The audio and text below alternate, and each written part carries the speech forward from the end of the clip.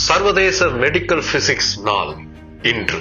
நவீன மருத்துவத்துல நீங்க எந்த டாக்டர் கிட்ட போனாலும் உங்க உடம்புல இருக்கக்கூடிய பிரச்சனையை தெரிஞ்சுக்கிறதுக்கு போய் ஸ்கேன் எடுத்துட்டு வா, எக்ஸ்ரே எடுத்துட்டு வான்னு ஏதாவது ஒரு விஷயத்த பண்ண சொல்லுவாங்க. இந்த ஸ்கேன், எக்ஸ்ரே எல்லாமே சாத்தியமாக கூடியது மெடிக்கல் பிசிக்ஸ் துறையால தான். அதை சாத்தியமாக்குபவர்கள் மெடிக்கல் பிசிஸ்ட். மெடிக்கல் ஃபீல்ட்ல பிசிக்ஸ் அப்ளை பண்ணி அவங்க செய்யக்கூடிய ஆராய்ச்சிகளும் அதன் மூலமா அவங்க உருவாக்கக்கூடிய கருவிகளும் தான் நவீன மருத்துவத்தை சாத்தியமாக்குகிறது, நமக்கெல்லாம் நோய்களை தீர்த்து வைக்கிறது. இப்படி எண்ணற்ற மெடிக்கல் பிசிஸ்டுடைய அர்ப்பணிப்பான உழைப்பை போற்றுவதற்காகவும் இதை பற்றிய ஒரு விழிப்புணர்வை ஏற்படுத்துவதற்காகவும் சர்வதேச மெடிக்கல் பிசிக்ஸ் தினம் அப்படிங்கிறது உருவாக்கப்பட்டுச்சு. அதே நவம்பர் 7 தேர்ந்தெடுத்தாங்கன்னா அதுக்கு காரணம் மேடம் கியூரி. ரேடியமையும் பொலோனியமையும் கண்டுபிடித்த விஞ்ஞானி, நோபல் பரிசு பெற்ற முதல் பெண் என்ற சாதனைகளுக்கு சொந்தக்காரங்க மேரி கியூரி. தன்னுடைய ரேடியேஷன் பத்திய ஆராய்ச்சியாலேயே ரேடியேஷன் பாதிப்புக்குள்ளாகி அதனாலேயே மரணம் அடைந்தவங்க மேரி கியூரி.